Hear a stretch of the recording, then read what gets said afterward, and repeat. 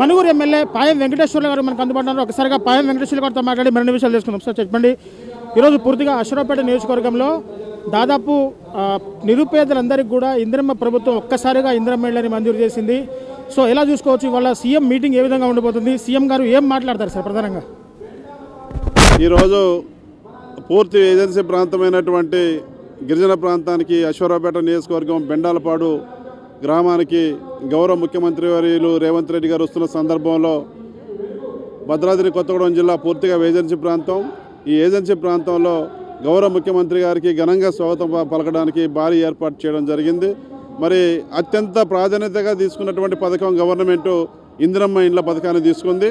ఒక్కొక్క ఇంటికి 5 లక్షలు ఇస్తూ పేదవాళ్లకు మరి వాళ్ళ ఆదర్శంగా మరి పేదవాళ్ళ యొక్క సొంతింటి కల నెరవేర్చబోతున్నటువంటి సందర్భంలో మరి ఇవాళ ఇందిరమ్మ ఇండ్ల గృహ నిర్మాణాలు ప్రారంభానికి తెలంగాణ రాష్ట్రంలోనే ఈ పథకం వచ్చిన తర్వాత మొట్టమొదటిసారిగా ఇందిరమ్మ ఇండ్ల గృహ నిర్మాణ పథకానికి ప్రారంభానికి విచ్చేస్తున్న సందర్భంలో గౌరవ ముఖ్యమంత్రి గారికి ఘనంగా స్వాగతం ఏర్పాటు చేస్తూ ఉన్నాం.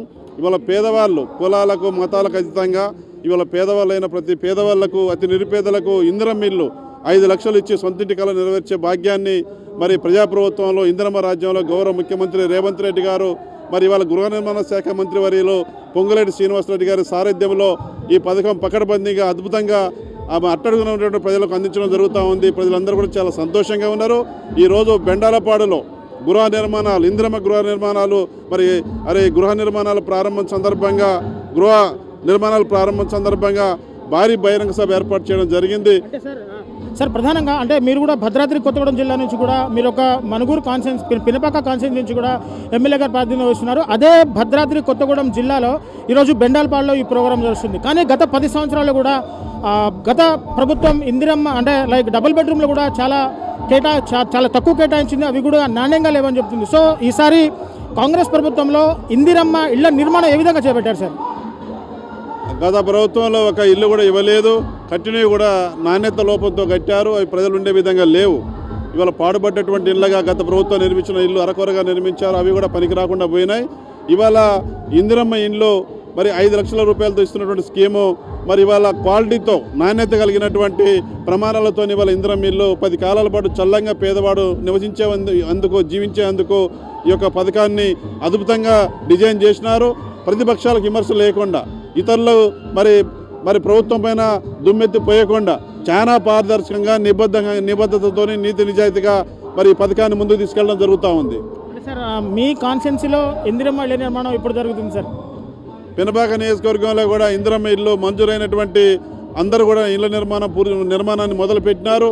నిర్మాణం కూడా శరవేగంగా పూర్తి చేసుకోవాలని ఎప్పటికప్పుడు అధికారులతో మాట్లాడుతున్నాం, లబ్ధిదారులతో కూడా మాట్లాడుతున్నాం. చాలా ఆనందంగా సంతోషంగా నిర్మాణాలని మరి చేసుకుంటా ఉన్నారు. త్వరలోనే ఇందిరమ్మ మరి గృహ నిర్మాణాలు ఏదైతే ఉందో గృహ ప్రవేశాలకు సంబంధించిన కార్యక్రమం కూడా మా దగ్గర కూడా చేపట్టబోతా ఉన్నాం. అంటే సార్ ప్రధానంగా ఇందిరమ్మ రాజ్యం ప్రజాప్రభుత్వంలో కాంగ్రెస్ ప్రభుత్వం ఒక్కొక్క అభివృద్ధి పనులు వడివడిగా ముందుకు సాగుతున్న టైంలో బీఆర్ఎస్ ప్రభుత్వం కూడా ప్రధాన ప్రతిపక్షంగా ఉంది. కాంగ్రెస్ ప్రభుత్వం మీద కొంత యూరియా కొరతని కూడా చాలా హైలైట్ చేస్తూ వీళ్ళు కాంగ్రెస్ ప్రభుత్వాన్ని టార్గెట్ చేస్తున్న పరిస్థితి.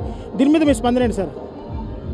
యూరియా కొరత అనేది కొద్దిగా అక్కడక్కడ సమస్య ఉన్నమాట వాస్తవం. దాన్ని అధిగమించడానికి మరి వ్యవసాయ శాఖ మంత్రి గారు, రాష్ట్ర ముఖ్యమంత్రి గారు అంతా కూడా కేంద్ర ప్రభుత్వంతో మాట్లాడుతూ ఉన్నారు. ఆ సమస్యకు కూడా పరిష్కారం త్వరలో క్లియరెన్స్ రాబోతా ఉంది. Thank you. చూశారు కదా, పూర్తిగా ఇందిరమ్మ ప్రభుత్వంలో పేదవాడి సొంతింటి కలను నిజం చేసేందుకు ఇందిరమ్మ ప్రభుత్వం ఎప్పుడూ పేద ప్రజలకు అండగానే ఉంటుంది. ఈరోజు అశ్వరావుపేట నియోజకవర్గం చండ్రుగొండ మండలం బెండాలపాడులో పూర్తిగా నిరుపేద ప్రజలకు ఇందిరమ్మ ఇళ్ల పట్టాలు అందజేయడానికి వస్తున్న సీఎం రేవంత్ రెడ్డికి ఘన స్వాగతం పలికేందుకు ప్రజాప్రతినిధులు అధికారులు అంతా కూడా సన్నద్ధమైన పరిస్థితి ఇక్కడ చూసుకోవచ్చు. సో పినపాక ఎమ్మెల్యే పాయం వెంకటేశ్వర్లు గారు కూడా తమ నియోజకవర్గంలో కూడా అతి తొందరలో ఇదే తరహాలో ఇందిరమ్మ ఇళ్ల నిర్మాణాలు పూర్తవుతాయి.